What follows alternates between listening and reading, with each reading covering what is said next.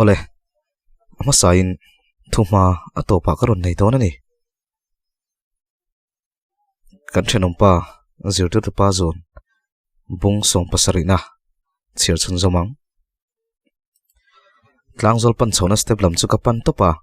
mai tuam chon min ron man tre pa uram te chu ron lang hlol chu mai tuam chu ron danga kan hnung lama chon sarjon a ron tlan ve mek boka mai tuam chon uram te chu anam thlut to pa chak takina thlang pika chon atlan thangal uram te po chon ve le ngala sarjon a chu ron thlengin min ron ko ngal chota ka lau thong lutuk chu ka khur zoi zoya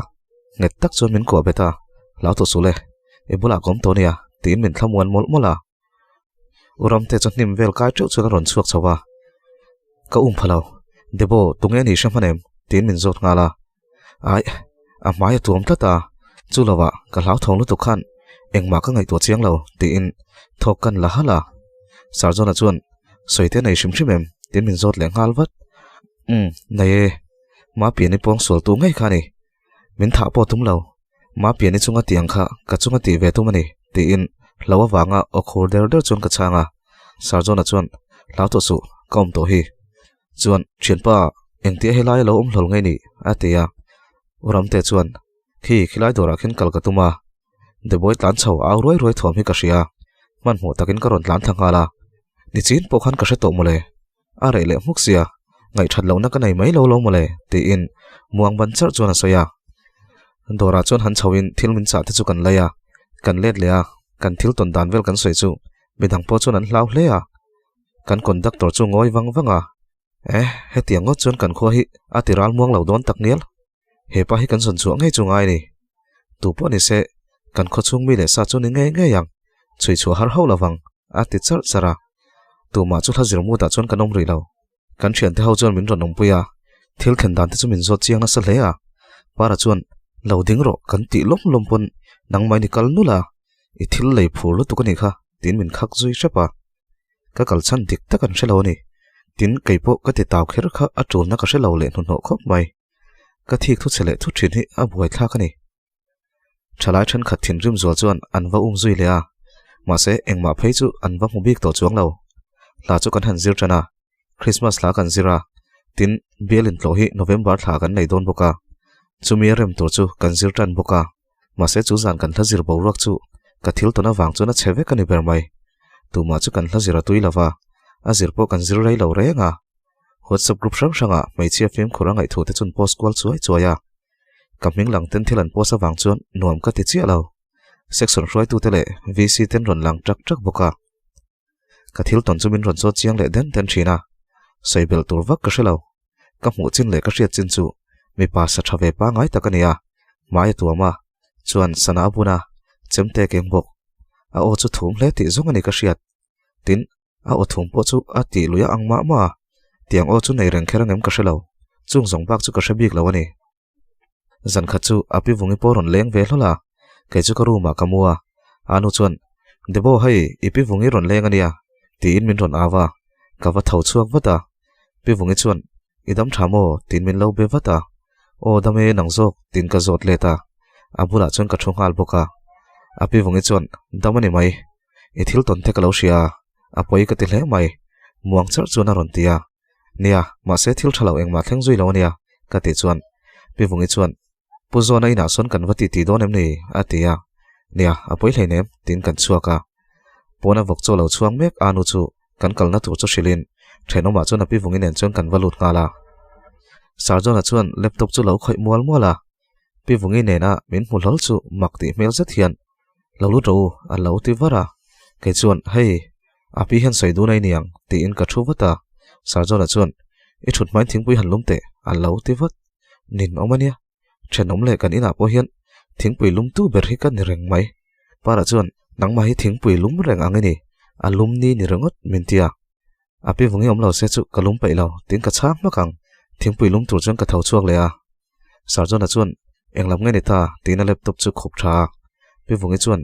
i buai om sia ati rol chuan sarjona chuan buai lo ve hei ti turom lo lutuk hun ol no khanan ka lo khoi mai ni hi ti in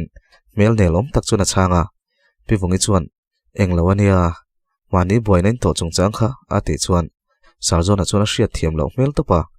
kai chuan lazir zan kha ka lo ti wata sarjona chu bung hawin kha khai lo hre ve ni mo ti in pi vungi soi chun zom tur hriat chak mel tak chuan a en kara pi vungi chuan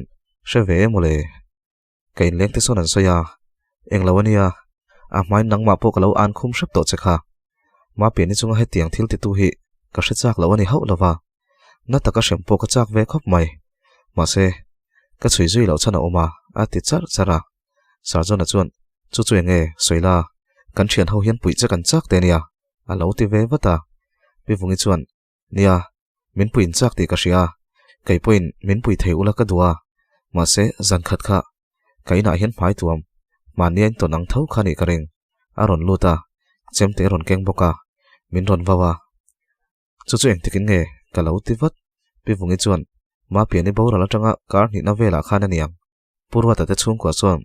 FIR thelu tur hian min tina sa chungvel chu kan buai pui mek lai ania chu pa chu ron lang lolin tha min ron wawa chu mai baka nang mai thai zu zur hi thila kan khotlang hian poyan ti hau lawang an ngai sak zui vak lawang che kan khuai ini na hi hriatro khotlang ta na mi nok sakin ni hi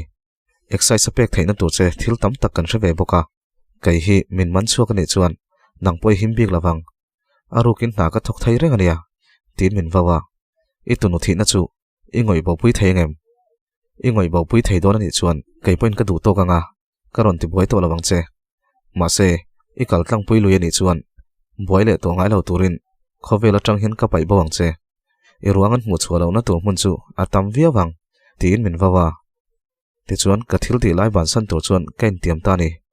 ma se zan tin hian ma pi ni thla hi ka mu thina ka bula hian a trap ker thina ka biak lain min chang ngai bok silo ka tunu trap thom ria treng hi som ka ti to ni kai chun tur don mai la poi ti na ka nei to lo ti in me tui tla theu chuan a soya ka thingpui chuan chu sawa pi thingpui nang o ti in thingpui chu ka siam sat sata sarjona chuan ani mo chu wang chu ni mo ka rot na te eng mai pom ngam lo ni itunui ngai sak lo wanga ka lo ngai maya a pi mi zia tang chuan atunu po he tiang ang tok om reng ani hi tin ril ru ka lo siam manasin ma se de boy hian a vai ema tin ka ngai tu chianga naupang thlawang ho tu le khongai tu nei lo du da taka soi sa pom sual tu chu ka ho thar le thina chu wang chuan nangman min pui lo poni la te in ka chui zui ta ni ti na lo chang ve poka api vungi chu thingpui ka zuk pe a sarjona po chu ka pe ve ngal boka ka ta tur chu lain an bula chun ka zuk thu ve a pi chu mai tuam chu engang chen vel nge tin ka zot wata api vungi chu ngoi wanga zona a hian a toi deuh mai thaya ma se pathau lam dewani ati chuan ani ngei chu keima min khoi tum tu ngai khani chu katia thingpui chu kan ina kan ruam man na vel chu kan soi ho mol mola pi vungi po chuan a thai ang anga min pui ve ni huam boka pi vungi chu ngoi wangin ka tunu thina hi apa te thina nen khan ain zom ka ring ta sin ati le che phei chu kameng phok sha mo pi han soi chiang te ka ti wata kan khuwa hian keima ni chung khwa ti lo kha chu ka hriat thei china tual thina hi a thleng ngai lo kha po kha a hun lai khan kala a ema kaushan lama ken man ve lai te nia milim nu kani ve lai ni in mi chung kwa tong tra in kan kal ve na sa thina ma pe ni nu le pa that tu po kha chui chian ai chon tin pathian mingin ka ngai dam tangot khania tin a thil lo ti to wanga in sirmel tak chuan a meng dul deuh ruya sarjona chuan chu lo ni ta enge tuna itunu thina nena ain zomirin na chan tina zot ngal wata api vungi chuan muang fan rei hian ma pian nu kha a mel tha ema ngai zong tu nga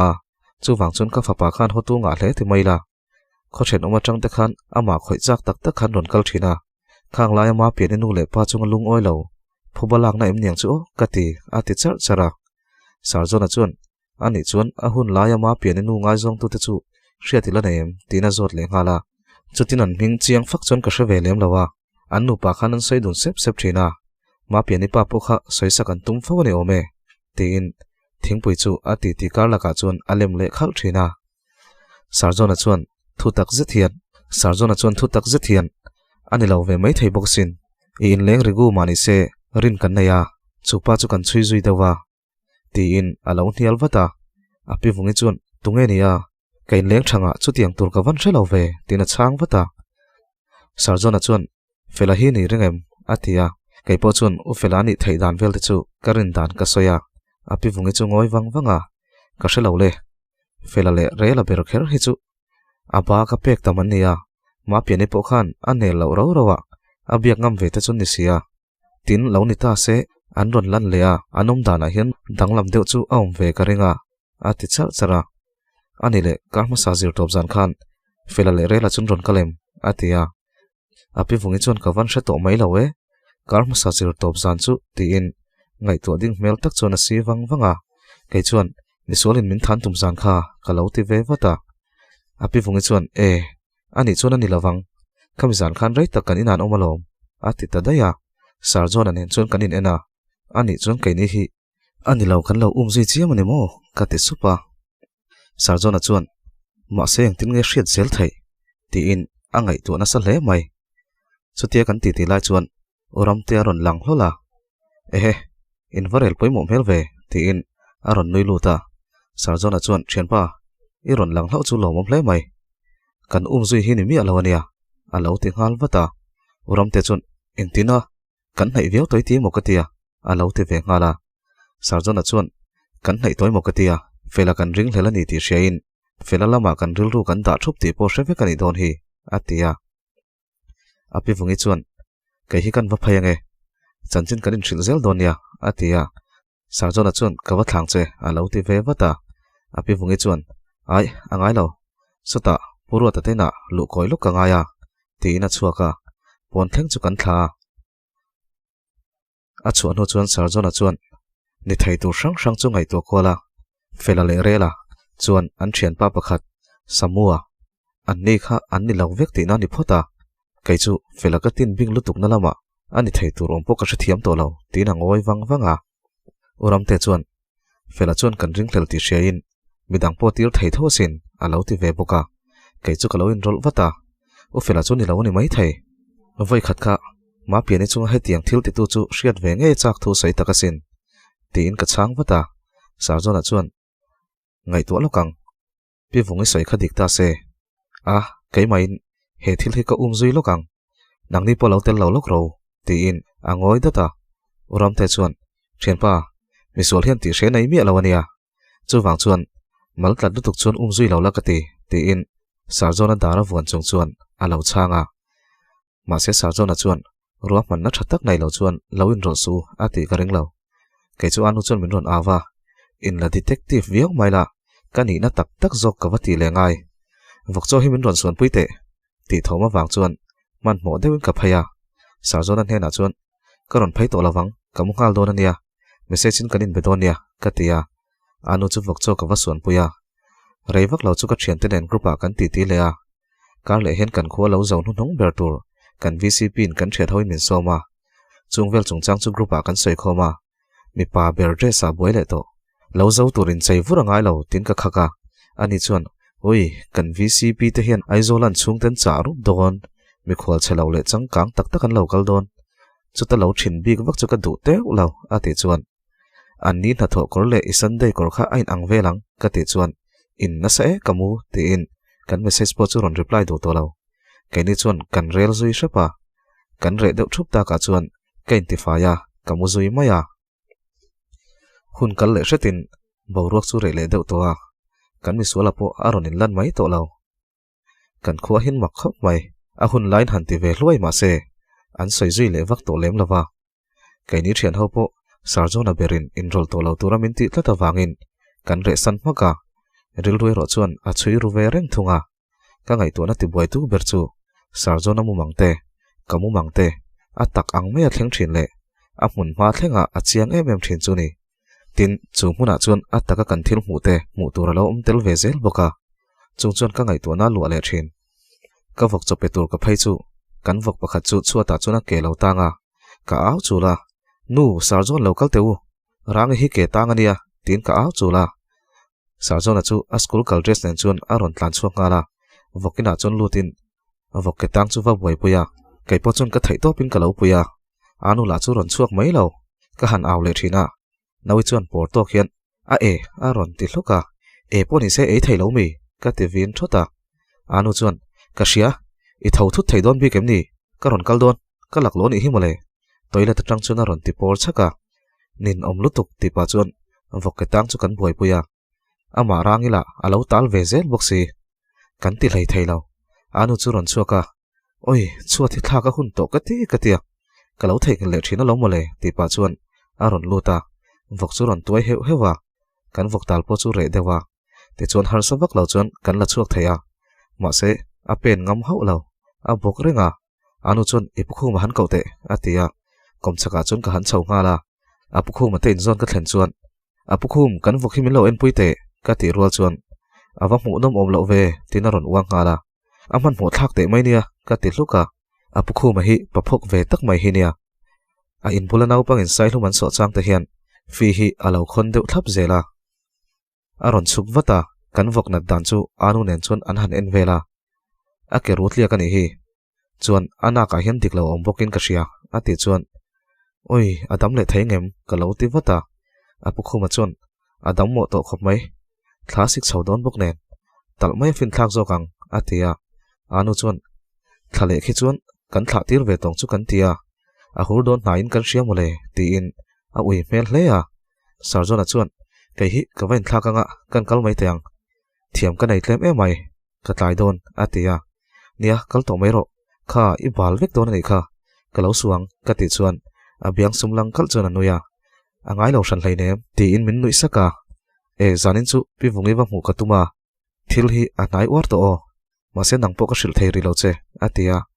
kai chu ka ngoi wanga isiam tin ka dara chuna ron soya ole phim khurla ka ti ringata nawi chuan nu choyang school kala hun don a ron ti anu chuan cho lo se su nangma khani du le lo airo ati vin hluka nawi po chu ngoi maka ka va phaya cho ka ei lo topang tia voi nung nungin akal taw ngong honga kha hei hian wai le mai ro ti in poisa ka nei chun cheng som chu ka pe a sarjona chuan nawi min lo nga kalrualang tina awa sarjona nen chuan school lampan chuan an chho du na keini chu kan buai hle a anu chuan adang pathi poi cho lo pe ta che enge heti dareng ti in min vin le zeka anu buai hi chu a thin hi chengal vek zel I thian te kha phone ro khu kan kom thlanga kan arin bang kan thlang na dap hlui vel khu lo zuk la khom ro chuan yusef pakha tun thla kan chol dona tin ka ria va phone bok la ukhum min talpui manang tero ti in pukhu ma chu zot nga la pukhu ma chuan huan kal chu katuma ma se kan thulanga ni mailo atia anu chuan debo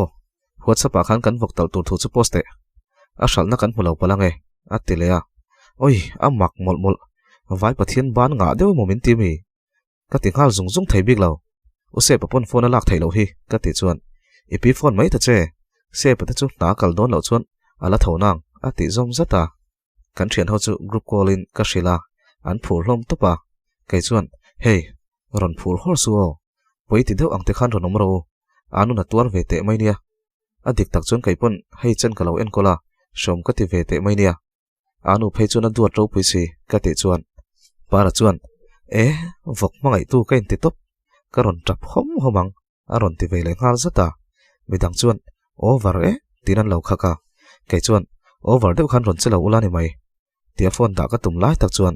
para chuan kai chuan sum zo ka ni ka lo chut sin thum vel tal chu chuakang a lo ti man sha hei la hi hun lo lutuk shalna kan mu don em ti po hriat lo in rin ni box si lawa tin phone chu ka da apisa pi chu ka phone a pi anu nu se pa omemati ka vatia api chuan anu tein lama phain ka ria a phone mai ta chu muang tok chuna ron tia a phone la thei hlei nem ka ti rol deuh tho chuan apu ori ka ria a phone a keng le pek lo niang chu mole phone te hin khoi arenga a poimo a hian bedonila an lo la thei lo le a anom dan hi ka hre thiam lo reng a lo ti vele anu ka phone mayang ka ti chuan call mai ro an ina ba ka kal lawang atia anu chu ka kola nu ause pa lo kalem ka ti rol chuan tunge aron ti le to ani nom keima diburai ka ti vin lara oi I number ka save to lo ka phone ka thla ka ô lâu cái lệ ati zom hal sata kan vok ket lia ka anun min ron tal pui ro seti so kan ai khamanga talan du ngal don ania a thin remote fulo ang reng tonia ron thleng phei va ro se tin phone chu ka da ngala anu chon group a chuni posem a ron tele o ka post don che entin ka posang tin ka zota vok kan tal don ti top mai ro ati chuan o tunang kar to po nilawa tal thu chu adam loi mon tianga sin ka ti chuan ein liam dan te hi soila post daro atia ti chuan kan khu group sang sanga chuan kan vok tal tur thu chu ka posa ka post do chuan chu kan aya ka phone chu ron return so e vele enge mu tin ka thawa apuro ta phone call ani e dei in vok sa chu kezin hi kan lo du veng o aron tia o ole tin phone chu ka da anu chuan enge a alo ti ve ngal wata puro ta ten vok sa chun ron hawani kha kezin hin du ka ti chuan le kha pona chin chiang ha zero atia o cho kai ve potang ni nom zung zung ka ti hluka anu chuan ingai sak lo lu tu ka ni an ti le rengota rangi a ui lu tu ka ril ru na ti poka sia a thin chelura keima min vin reng rengot chu kaning tlatalo a ma pona moi ka ti kha ka ti chuan o song lek chu nang ma pone thak ve thei reng a ti le sha ma engin nge ka thak anga nangman ipi te na mi thing ka ron langa kan thak don ne ti ni kha keima min mo po dei tum su ka ti chuan ei kham wat wat ro use pale ipukhu mate pon ron thleng trepang atia kan han soi thui deuh chuan ama thiam lo ani ti chu apom ve le deuh tho boxi a uilu tuk thin rim boxi chu ka khongai le ting zo ka phone chu ron rilea hoi choi po tui lo ya tin ka khama pen le le khapon chu kain chopa saron hau hau chu ka ziak zela raivak lawa chuan use pale pukhu ma chun ron thlenga para le vone pon ron thleng ve ngala para chuan oi ka van ui pui tak chu em ka khongai maya engtiana nge ni shim shima aron tilut anu chuan a ke tang lo mole a poi tak tak ani thu tak deuh chuan a lo tia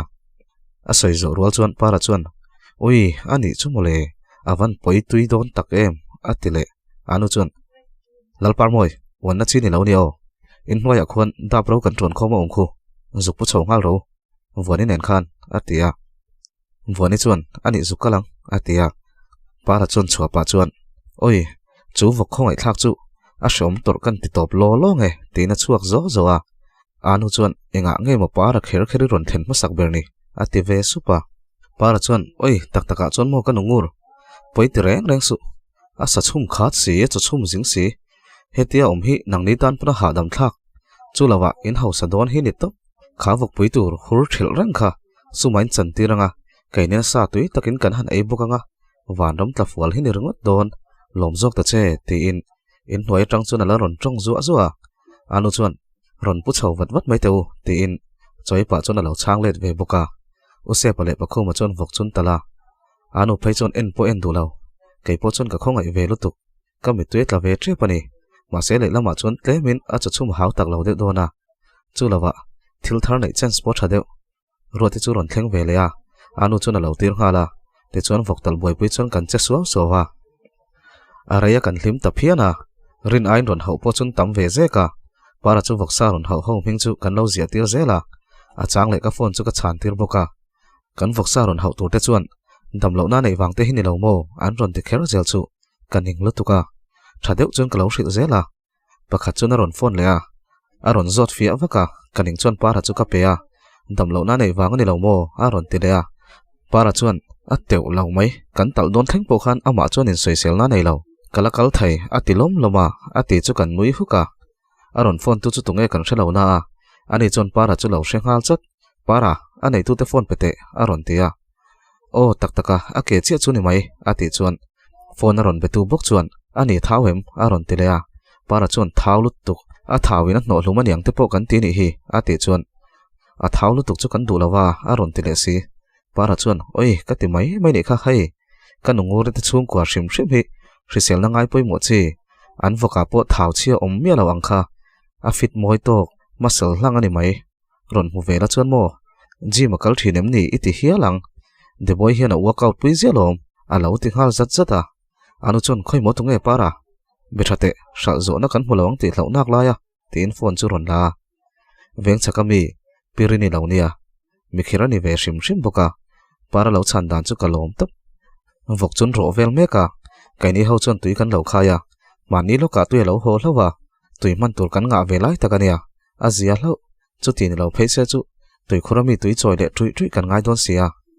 para chon vok saret lệ hậu tu ta chú lâu multiply ngal che na ui hậu sanu tin min ron beng lệ chor thina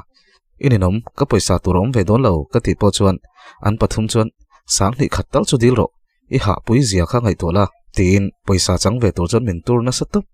pukhu ma chuan asa tur zat vel a ke zat arin dan vel a soya a chuak tura bai sei zat ngai to in hau chun la tlem lu tuka anu chu amang ang deuh ti ka ria ka khongai reuh topa sa chun sa tana ka phone la aron rikha ta khop mai a hau tur ang angin an hau kim to a an chu dan chuan ke ji som chuang dai chu ala thal thain ring box si pukhu mala chuan a sa thale mai ti in arin aya chu tam thu la soi zuya kil khata chuan anu chu a thungui deuh bara nia kan ha pui dan te kan boi pui na sajia te ka ngai to chuan ka khongai topa chulai kara thal zona tur kan la mudon lo zui chu ani melsia sarjona chuan min ron kola sa chu du ve thu chu ron soya anu chuan sarjona oni ti lo ria ani chuan leiangai lo nia a lo ti vata chu tianga salna du ngoi lai po chuan thenom nai lu tuk ang chi chu leilo in ti dana omang ala ti ram zela anu hi chu thin chere uviau ma se aril ru hi chu thamole sarjona chuan chu tingmata diklo chu lawa choya mi som du te pok nei ve thaya voksa lai tur wang thaisi kezi khatal chu min lo da sak ve ro ati shama anu chuan a thopui dang te khan an du don em ti lo zote aron tia an ron hau to ka ti chuan a that chu ati zoi supa a pule a pin ron thlenga anu chuan kan ina zanin chu zanri ai khomeng wo hei kezi som chuang dai chu salna po kan mu lo mel khop mai ati chuwa chuara a pu chuan debora vcp te khan an ron bia chem ani khan salai turan tuang lawan zo don kha ati chuan anu chuan ani takang han phone te atia kan vcp te chu ka bevata o tukin zin kan boi lu tukin phone kan lo en man lawa kezi riat vel chu kan tuang asa thalo mangmo atia anu chu tho huai mai pukhu ma chuan asa chelai om lo zok ti ina lo chang ve wata ani chuan kezi riat te mo kezi ko vel chu kan tuang kan ron kalvat donia ati ta hlawa te chuan salna chu kan mu tha chu ni to mai a bang hi chu sal zo lo mai la poi kan ti to lo anu po anui ve sang to a para chuan sum nei noi avati chena anu chuan kaning lutuk lal par moi tui voi khat wa choi teu lai deuh trut trut chuna tia para chuan zatal min pe vela ati le supa ko vaman theu ka peng cheu ati chuan roti le woni chuan pek chu kan phu ve lom a cho tur kan la ve ngun thau mai kan chhum ngun boxi a lo ti ve ngal ke chuan o join rot ai don chu lom hle ro hotel re ta ka som nga lo chu ka tia sarjona tui choina man ro vel chu hoin tui khurlam chu kan pana tlailam dar thum vel chuan sa a sal turang ang chu kan sal zo to a au se pale pukhu ma chu fatu in a ko chung te chun siam ngala voksa chu kan chhum hlu aboka thenom nai vai le chung khat laina te nen cho kan ai khom dona sarjona po che ve vut mai au se pa phok chuak chuan kan mak pa kha hei a ril vel hilo khoi se ati le thina ka wa khok zewa hei a thiam lo ka lo ti vat para chuan oi thiam lo turom lo man lai mughal empire ti vel zong zong zir chuaka vok ril khoi thiam lo kha aron ti ngal zat zata a po chuan thiam zong in ang hleinem kan mak pa hual chu kan lo chana nge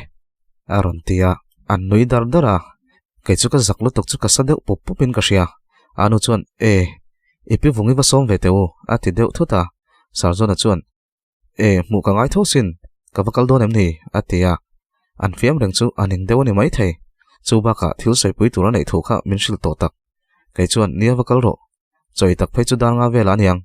in khom lo zan ani tho boka man mo ngai lo ka lo ti ve boka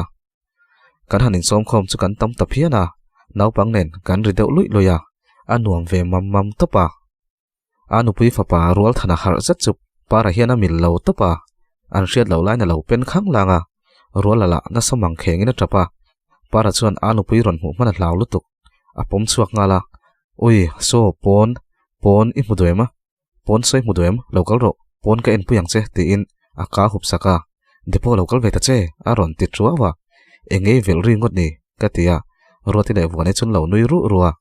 kawakala eng tin tinamo anin thlem thei sha ma kan let pui le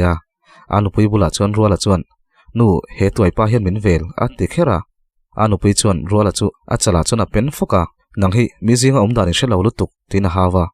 in thashun mel deuh chuan he tianga hian kan chu pui ngai lo lutuka omdana thiam lo ni hi tin a in thashung lutuk para chuan rual thana churum to ka melin zoite hian ka ak dei meng che tin aip te chu zena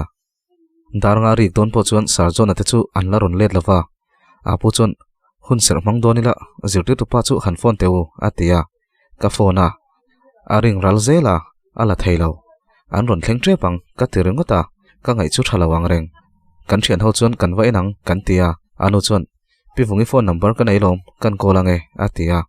pivungi po chuan ala thei chong lo a thim lek lek to boxi anu chuan vakal mai teu atia kan thian ho chuan kan in zui phei dam dama pivungi te in chu kan thlenga kongka lo in kal thap si kan hoi kwal ruaya para chuan an ni hi chan san nei moni le ati chuak lol wani chuan nangla hi tin nui suk chuan a hawa para chuan a phone light chuan in bulvel chu en kola oi dei de brok wani roti local tu khu tin a khur zoi zoya kan tlan phei ngal pivungi le sarjon ani om tak chu an bol hlo paina khura hian thi nuang hen kan zuk muwa kan aw vak vaka para chuan midang phone ro an ladamem kan enchin atia azuk khoya an marchula om oi sarjon aten ni tak tak aron ti zoi sepa kai chuka zoi vek engtin nge niang lo thi palta se engtin nge ka umang ka khomu chu phe veka